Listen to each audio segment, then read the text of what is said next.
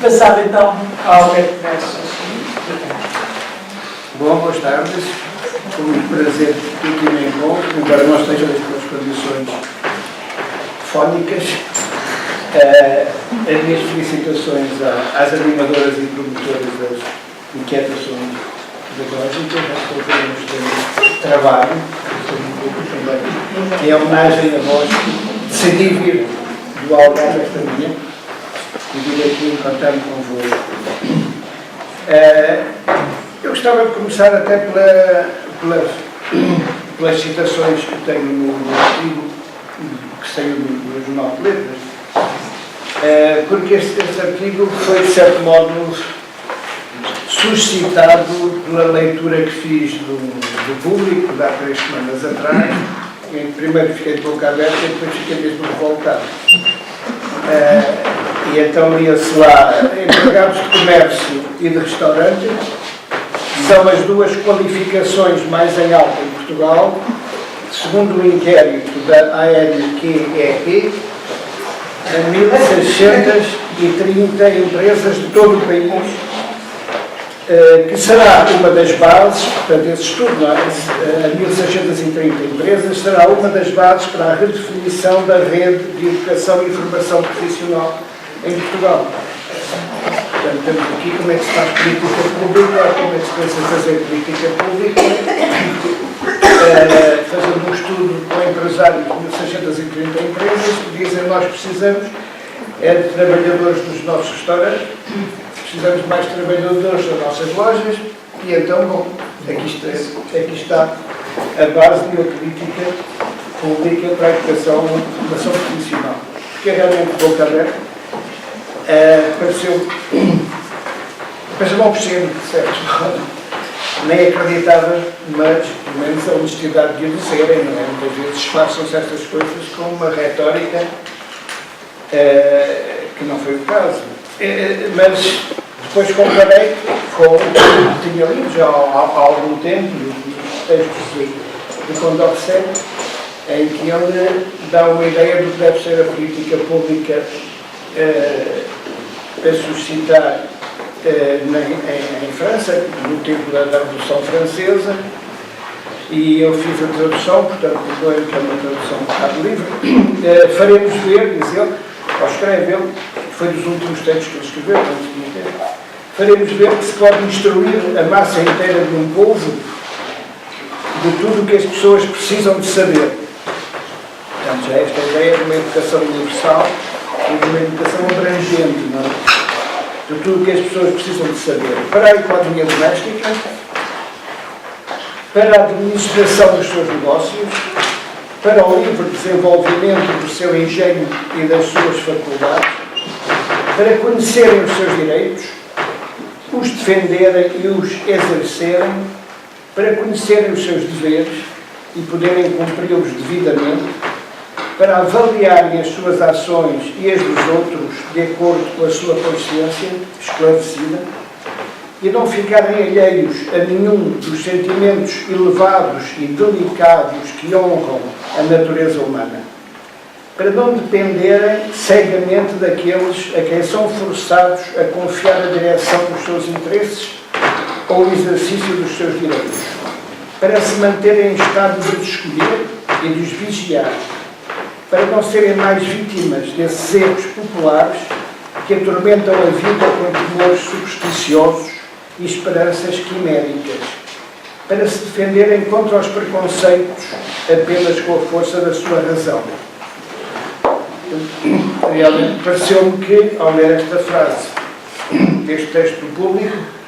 que tínhamos retrocedido muitos séculos na nossa desejável evolução civilizacional.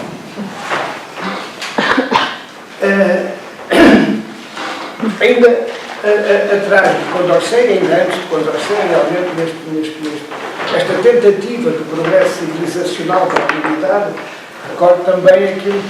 que escrevia e pensava Spinoza sobre o seu conceito de pessoa e como é que se constrói. No processo da construção, como é que a pessoa se constrói como pessoa e cada vez mais, digamos assim, como pessoa, e ele realmente dizia que era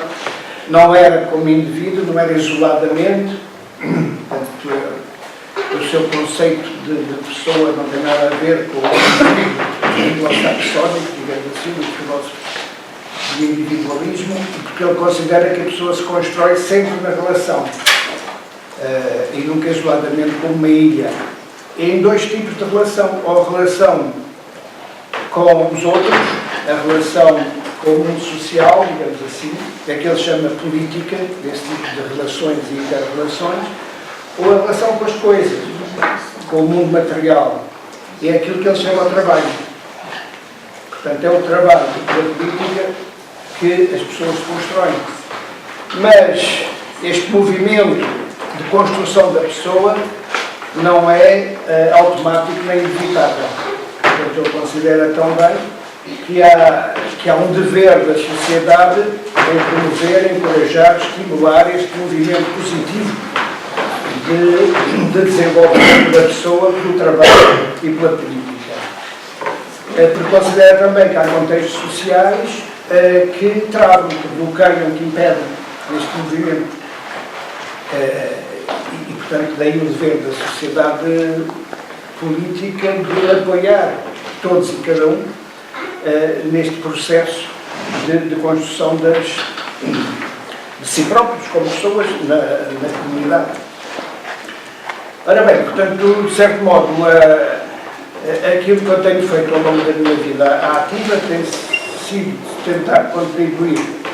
e colaborar neste processo de pôr a sociedade política ao serviço desta evolução das pessoas, deste tipo de desenvolvimento pessoal,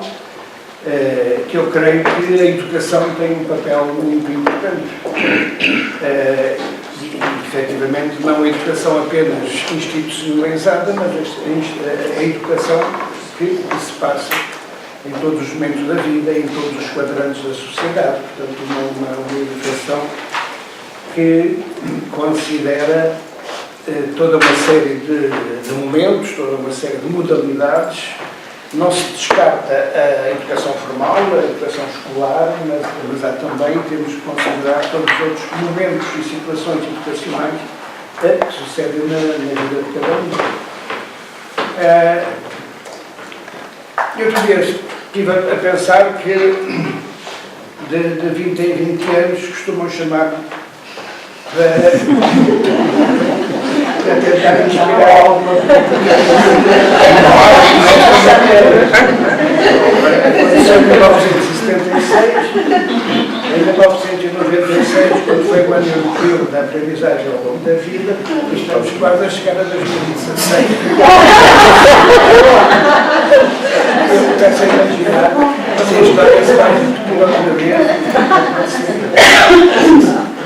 preciso se concretizar. Efetivamente, em 1976, com as pessoas com quem trabalhava na altura, na Direção-Geral de Educação Permanente, considerámos que havia uma prioridade fundamental, que era a promoção do cidadão, dos portugueses como cidadãos. Estávamos num processo de construção de democracia, teríamos que fazer tudo o possível para não voltar para trás, para nunca mais viver uma ditadura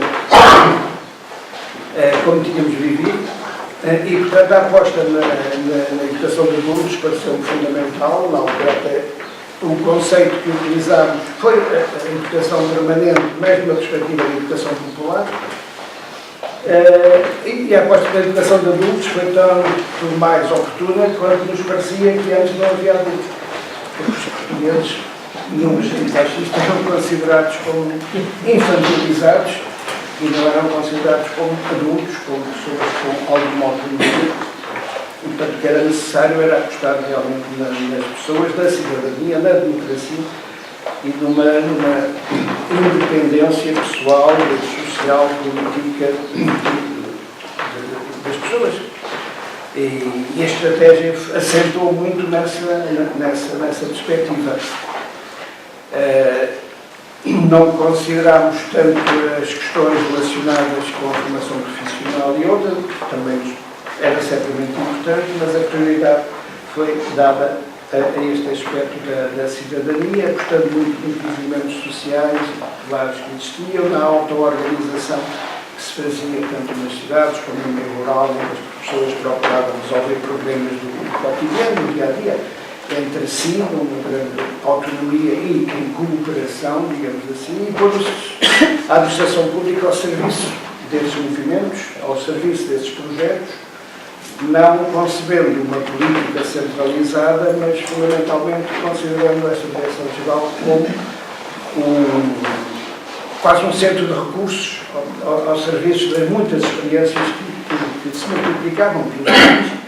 Portanto, nos casos era preciso um apoio financeiro, noutros casos era preciso um apoio mais técnico, havia efetivamente pessoas que nos vinham procurar e que numa cooperativa agrícola vinham pedir, por exemplo, um arqueólogo, que parecia uma coisa realmente surpreendente, mas tinham encontrado toda uma série de ruínas naquele terreno, naquele território, que não se melhor do que aquilo era, e realmente considerei, bom, essas pessoas viveram ali ao longo de gerações e sempre as ruínas sempre ali estiveram, mas enquanto estavam a trabalhar por conta de outra, não sentiram curiosidade nenhuma, de repente começam a autonomizar-se, têm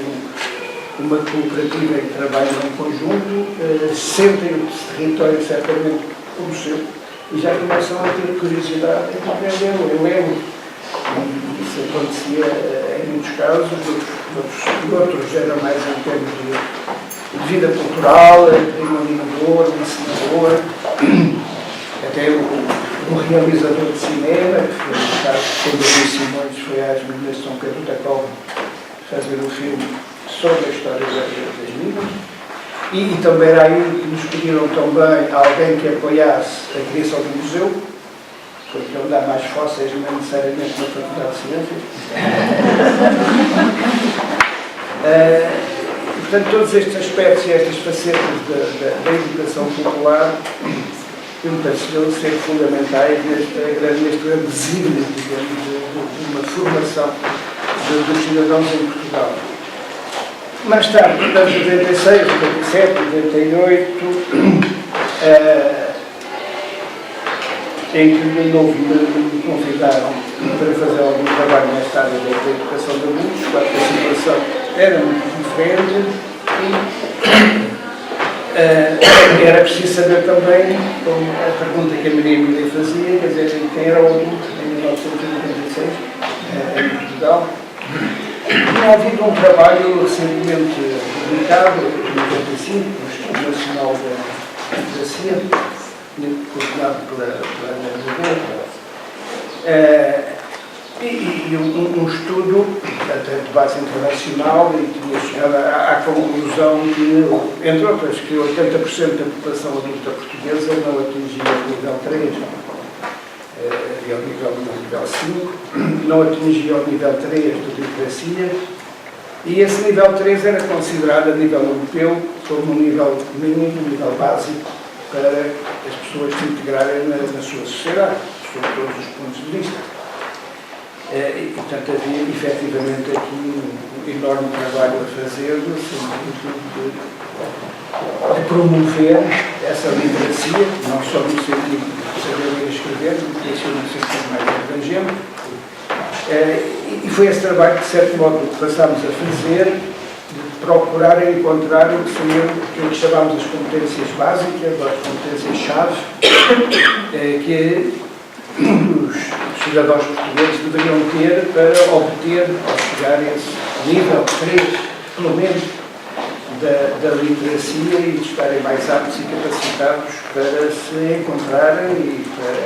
se afirmarem na sociedade portuguesa e para contribuir para a construção de um melhor futuro para todos nós, sob todos os aspectos. Portanto, este estudo das competências básicas, aliás, eu não estou a falar dentro do Ministério da Educação, senão não podia, porque a palavra competências hoje em dia é proibida. Mas as competências básicas que não inventamos na altura e que já estavam a ser bastante trabalhadas em países como a Irlanda, nas Escócia, na Inglaterra, e acho que continuo a falar de competências sem problema nenhum, levou a um referencial das competências. Dada a urgência, também foi um trabalho feito fundamentalmente por académicos e investigadores, não houve também um grande tempo para andar a fazer uma investigação e um trabalho mais do terreno. E com esse referencial de competências se deveriam por vários áreas de conhecimento. Portanto, queríamos também fugir do figurino escolar, porque nos parecia que este atraso os adultos portugueses tinham em relação a estes problemas também eram provocados em grande parte pela rejeição deles perante a escola, ou a rejeição da escola perante eles, e portanto não seria repetir o modelo escolar que resolveria o problema e portanto, entre outras coisas, fizemos de parte as disciplinas. Não nos parecia que os adultos menos escolarizados precisassem exatamente de conhecer as disciplinas, mas precisavam fundamentalmente de conhecer áreas fundamentais para a sua vida. Portanto, uma delas a área da comunicação e linguagem, portanto, não nos chamamos português, o que parecia que é fundamental e importante para os adultos é comunicar. Portanto, comunicar, conhecer várias linguagens, várias maneiras de comunicar. A outra, que era a questão se pode chamar de numeracia, também não lhe chamar aritmética, não lhe chamar matemática, mas chamou-se de matemática para a vida, porque é que no dia a dia é necessário saber em termos de contas, de cálculos, etc., para resolver os problemas do dia a dia. Uma outra área que nos pareceu fundamental, até porque estava a arrancar, digamos assim, uma sociedade cada vez mais informatizada, foi a área das TIC, das técnicas de informação e comunicação, e uma quarta que foi a questão, por um lado, era um campo um pouco que é multifacetado, digamos assim, não se podia dar um nome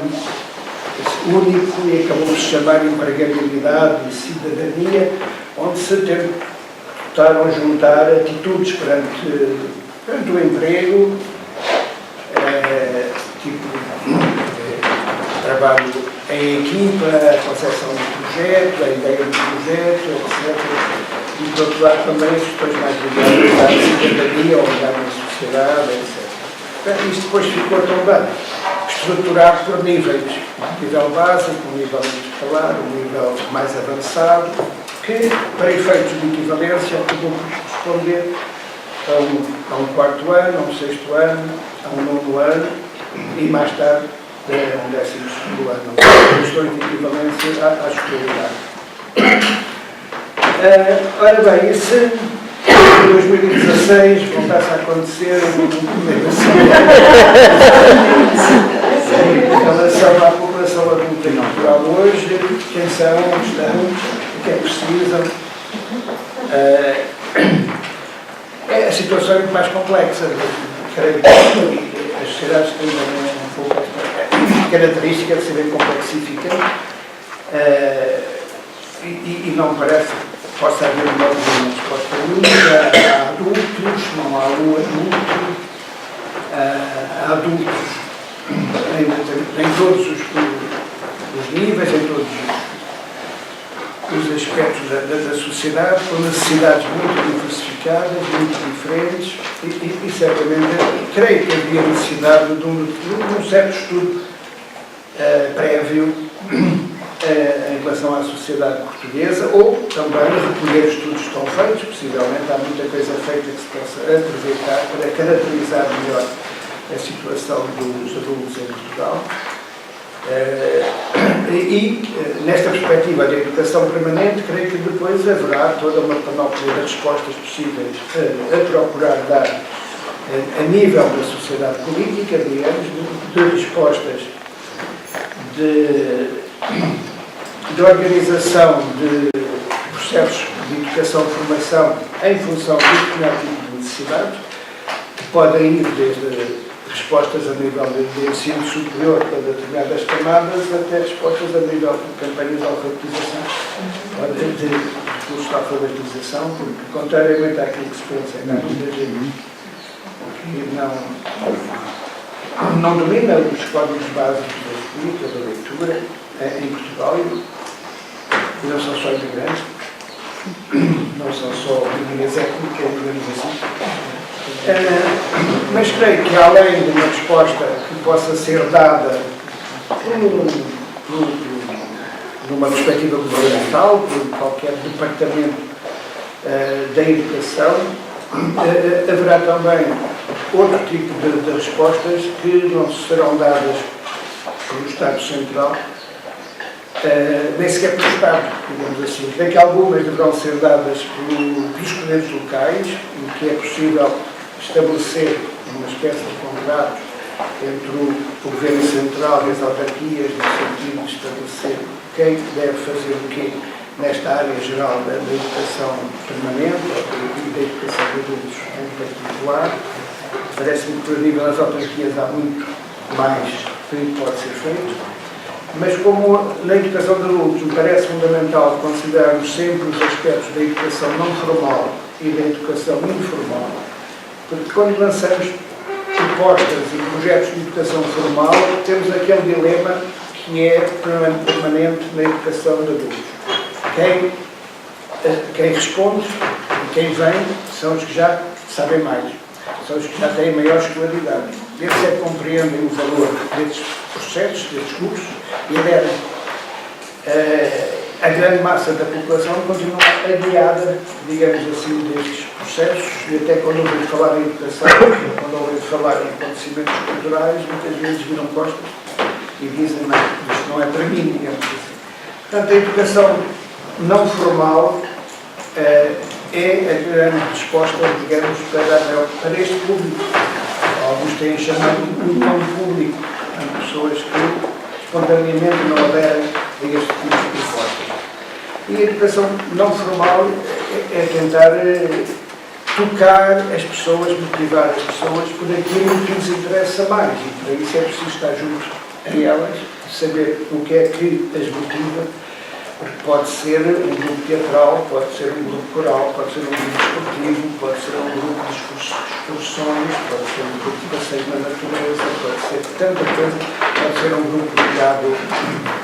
à expressão artística, à pintura, à escultura, pode ser ligado à história local, pode ser ligado realmente à intervenção social, etc. E creio que é este tipo de movimentos e processos de pequenos grupos a nível local, que estão a fazer coisas ou querem fazer coisas, que se deve associar sempre que possível uma dimensão educativa e procurar por aí realmente vir a interessar e a motivar as pessoas para uma maior aprendizagem mais estruturada e que eventualmente possa até promovê-los e promovê-las no sentido profissional e no sentido propriamente escolar. Recordo-me que em processo de desenvolvimento local, no âmbito da Associação Inloco, em que se procuraram criar empregos em aldeias e montes onde não havia praticamente emprego, portanto a coisa tinha que ser um autoemprego. E um dos projetos que fizemos com algum sucesso foram projetos para pessoas, e com pessoas que estavam a querer criar ou melhorar estabelecimentos de restauração, casas de pasto, pequenos restaurantes no rural, na Serra do Caldeirão, e havia pelo menos pessoas que normalmente uma escolaridade bastante baixa, havia inclusive uma pessoa que era analfabeta, e o Instituto de Emprego não queria que essa pessoa se inscrevesse, porque havia um financiamento do Instituto de Emprego, não era possível os analfabetos entrarem nessa formação. E foi preciso muita luta, digamos assim, porque nós dissemos o problema não é da senhora, o problema é a formação que lhe é dada, e portanto o que nós fazemos, vamos pôr uma pessoa da nossa equipa junto a essa senhora sabe falar, ela sabe ouvir, compreende o que lhe diz, exprime-se bastante bem, quando houver algum texto escrito, temos uma pessoa ao lado dela que lê, quando ela quiser escrever, ela diz, tem uma pessoa espera que ela está a ditar. Portanto, assim, foi possível que ela fizesse toda a formação sem qualquer problema. E o que sucede é que no final da formação ela estava a querer inscrever-se num curso de alfabetização. Ela tinha compreendido a necessidade de saber ler e escrever, mas por isso não chegou a motivação. Isto não é um caso isolado e que as pessoas que se encontram envolvidas e ativamente participantes em determinado tipo de situações que não são formalmente de educação, mas que considero que são situações educacionais, acabam por, além de aprenderem muita coisa, também de suscitar nelas uma curiosidade em aprenderem cada vez mais e em procurar saber onde é que poderão promover e aumentar os seus conhecimentos, os seus saberes, as suas competências. Portanto, esta ideia de fazer fervilhar este tipo de processo para as pessoas em ação, em movimento, acho que é fundamental para a realização de adultos e para estimular a sua vontade de aprenderem. Acho que isto é o principal aspecto. O Canário falava da autodidaxia e ela tem efetivamente que ser orientada, de certo modo estimulada, apoiada, e isto pode ser feito de uma maneira, mas creio que apoiando as organizações cívicas solidárias a nível local, territorial, os projetos que estão a fazer, possivelmente com o acompanhamento de universidade, um Instituto Politécnico, uma escola superior de educação, de proximidade, para procurar analisar os processos que estão a decorrer e ver as possibilidades de se inserirem dimensões educacionais nestes diferentes projetos. Portanto, para o futuro, eu creio que continua a haver um grande problema de recuperação, como vimos nas estatísticas nacionais em relação às estatísticas europeias. Nós estamos efetivamente bastante abaixo e acho que há uma recuperação forte a fazer. Na altura, isso também, há 20 anos atrás, também era visível, ainda mais visível, mas também considerámos que não era apenas um problema de subformação das pessoas, também era um problema de subcertificação das pessoas, porque havia imensa formação, quer autoformação, quer formação de cursos profissionais e dos outros, que não eram considerados, e a pessoa que tinha a terceira classe e ao fim de milhares de horas de formação continuava a ter a terceira classe, e isso teve na base de lançamento dos centros de reconhecimento, validação e certificação de competências, esta consciência de que, até por uma questão de justiça social, teríamos de reconhecer toda essa formação que as pessoas tinham recebido, quer por esforço apenas pessoal, quer por se terem inscrito e feito uma série de pequenos cursos ou longos cursos que não eram de modo nenhum integrados numa carreira escolar. Por outro lado, acho que temos que preparar uma maior autonomia para os cidadãos de hoje. Eu creio que, de novo, como antes de 1974, vivemos em Portugal e no mundo uma nova ditadura totalitária ou totalizante, que está a procurar dominar todos os aspectos da nossa vida pessoal e social. É uma ditadura da finança globalizada. E a única maneira, digamos, de fugir à finança e ao poderio da finança globalizada, ao poderio do dinheiro, é fugir do dinheiro. E fugir do dinheiro como? Precisando menos de dinheiro, sermos menos consumidores e mais produtores. Quanto mais coisas produzimos nós próprios, sozinhos, em grupo, menos dependentes estamos do dinheiro e das transações. Portanto, Também parece que há aqui um domínio importante a considerar. Acho que devemos fazer mais e procurar fazer mais formação para a produção local. Isso está a acontecer em muitos aspectos, não é? Das pessoas estarem a produzir mais nas suas hortas, até nas hortas urbanas, nas hortas nas varandas, nas cidades, a produzir também aspectos de pequena indústria, portanto, resolver os problemas mecânicos, muitas vezes dos seus automóveis, os problemas elétricos nas suas casas. Há toda uma série de aprendizagens que podemos e devemos ter. Há formadores para isso também, porque efetivamente, como o Padre Silva, com uma esperança de vida cada vez mais longa. Nós temos muita gente reformada, muito ativa e muito conhecedora e até muitas vezes com vontade de fazer voluntariado e isso vê-se nas universidades séniores, que é uma coisa que é muito implicada em Portugal e que são feitas na base do voluntariado, as pessoas que ensinam voluntariamente. E, portanto, há também uma possibilidade de se apostar no voluntariado e na troca de saberes e conhecimento. Portanto, eu acho que há aqui todo um mundo de possibilidades e probabilidades que entram no âmbito da educação permanente, umas possivelmente por meio de uma política pública concebida, desenhada através das instituições do poder político, quer a nível central, quer local, muitas outras, e uma grande parte de outras, através da sociedade civil e dessas organizações cívicas solidárias que trabalham no terreno, ou até não organizadas, que trabalham, comunidades, etc., olhando para um futuro diferente, mais livre e autónomo.